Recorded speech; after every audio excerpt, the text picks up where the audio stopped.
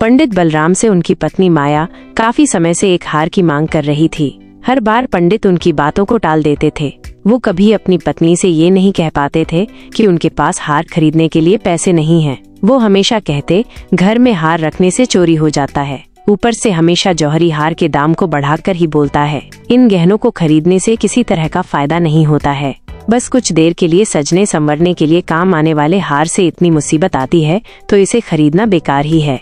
पंडित की पत्नी काफी भोली थी। वो हमेशा अपने पति के इन बातों में आ जाती थी, लेकिन दूसरी महिलाओं के पास गहने देखकर उसके मन में होता था कि काश मेरे पास भी ऐसा जेवर होता। वैसे पंडित थोड़ी मेहनत करते तो अपनी पत्नी के लिए हार खरीद सकते थे, लेकिन उन्हें सिर्फ भोजन करना और आराम करना ही पसंद था।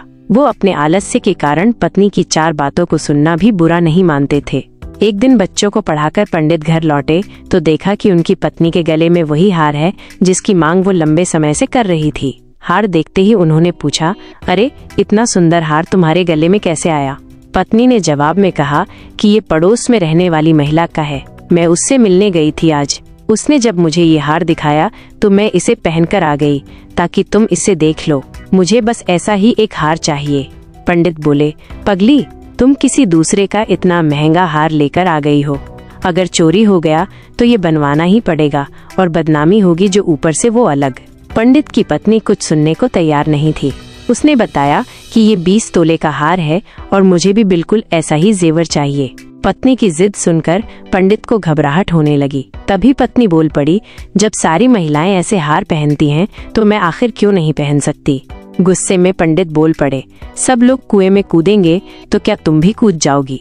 ऐसा नहीं होता है कि जो दूसरे करें उसे हम भी करें। फिर पंडित ने दिमाग लगाकर अपनी पत्नी को बताया कि देखो, इस हार की कीमत आने वाले समय में घट जाएगी।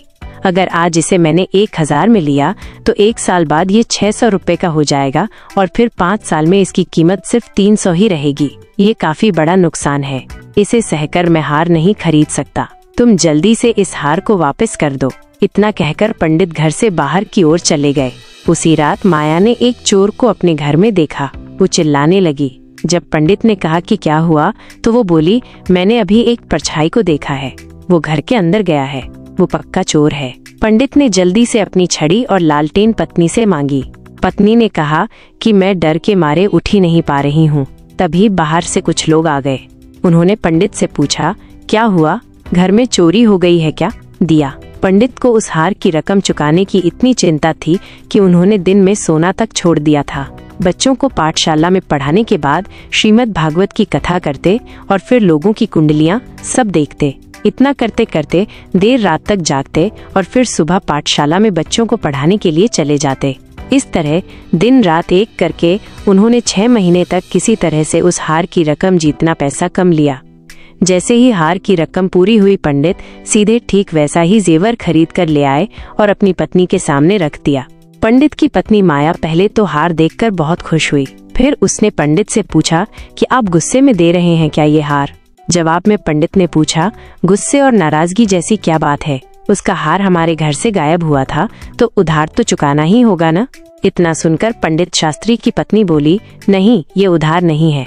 पंडित ने कहा, चलो उधार न सही, बदला तो है ना, जाओ उसे ये दे आओ। उसकी पत्नी बोली, नहीं नहीं, ये बदला भी नहीं है। गुस्से में पंडित ने पूछा, अब तुम ही बता दो कि क्या है ये? पत्नी माया ने कहा कि ये आपकी तरफ से मुझे दिया गया तोहफा और निशानी है। उस रात हार चोरी नहीं हुआ था, मैंने तो बस ऐसे ही शोर मचा दिया था। हैरान होते हुए पंडित ने सवाल किया, सही में? माया ने कहा, हाँ सच में। पंडित ने फिर सवाल पूछा, तो तू मेरा कौशल देखना चाहती थी? जैसे ही पत्नी ने जवाब हाँ में दिया, पंडित बोले, तुम्हें कोई अंदाजा नहीं है कि इस कौशल के लिए मुझे क्या सब मूल्य चुकाना पड़ा है?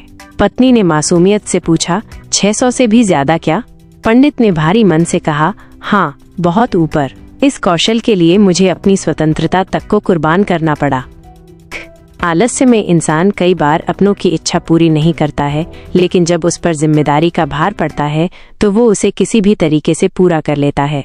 उम्मीद है आपको आज की कहानी पसंद आई होगी। अगर आपको यह वीडियो पसंद आया है तो इसे लाइक करें, शेयर करें और हमारे चैनल को सब्सक्राइब करना न भूलें। अगले वीडियो में फिर मिलेंगे एक और रोचक कहानी के साथ। तब तक के लिए जय हिंद, जय भारत।